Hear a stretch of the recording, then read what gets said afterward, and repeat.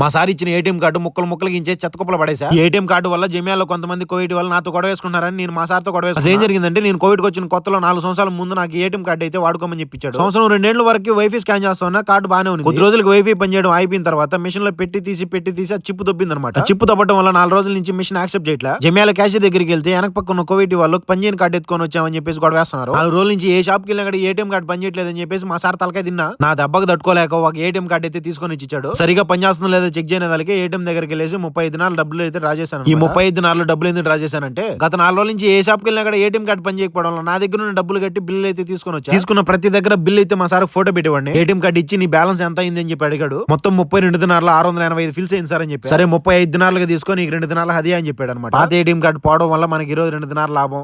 ముక్కలు చేసి ఇస్బాల్లో పడేసి దీన్ని ఏదైనా ప్రాబ్లం వచ్చిందంటే వెంటనే దాన్ని సాల్వ్ చేస్తాడు. కానీ ఈ మధ్య సెలవులు ఉండటం వల్ల లేట్ అయింది. 2 దినాలకి ఎంత అవుతుందో కామెంట్ చేసి ప్లీజ్ వీడియో నచ్చిన లైక్ చేసి సబ్స్క్రైబ్ చేయండి. బాయ్.